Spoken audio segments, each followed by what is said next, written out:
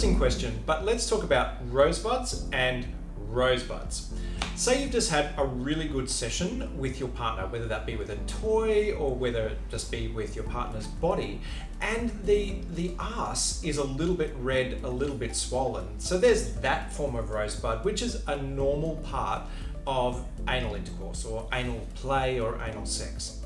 Now, if you were to go further, where you've actually got, I'm gonna have to go to anatomy here, I'm sorry guys, this is the joy of getting a doctor to answer these questions, is that about 2 inches into the arse, you go from a lovely pinkish kind of texture to a really deep red purple. So what that is, it's a change of the lining of the gut. So if you're seeing the lining of the gut, that means that there's a good 2 inches of butt that is actually now outside of the body, and it's not supposed to be there. In our body, we have what's called the pelvic floor, which is a whole bunch of muscles, and their job is really important for a couple of things, including holding all the guts up, as well as continence, as well as keeping that rectum, the last part of the digestive system that goes to the butt, it's to hold that in place. So if you're seeing that deep purple red, the rosebud that you see in many fetish videos, it actually is an indicator that the pelvic floor is loose and it's not holding things up as well. It might look great in a fetish video and it might be interesting for a scene. However, long term, it's problematic because they can bleed, you can lose continence with your bowels, and you can get ulceration as well. Of my patients who have had rectal prolapse, the vast majority will go and get a surgical revision to be able to fix it. So I would put it to you that a little bit of red, a little bit of pink swelling after a session, some people might say that's the badge of reward for having had a good play. But I do worry that with extreme prolapses, extreme rosebuds, it's most likely causing more damage than good.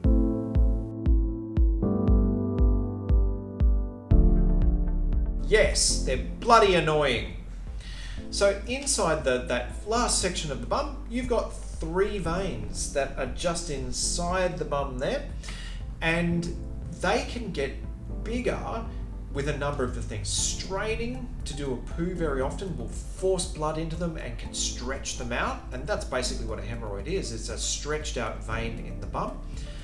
And here's the thing, that like the elastic in your underpants, when you stretch out a vein, it doesn't snap back easily every time. So internal hemorrhoids can bleed if you irritate them. If you're having dry anal sex or not enough lube, they can become quite irritated, they can be painful, and they can bleed like a thing that bleeds a lot, and that can be problematic. The other thing about internal hemorrhoids is that they can pop out like little grapes as well. You've probably heard of bum grapes, and that's usually an internal or an external hemorrhoid that's just popping out. Sometimes the blood can pool inside the vein and get stuck there and make a little hard lump. And generally I find that hemorrhoids are annoying. So the keys to reducing the chances of getting hemorrhoids is you want to drink lots of water, use lots of lube when you're having anal sex, avoid trauma to the arse when you're having anal sex, so take your time, let the muscles relax.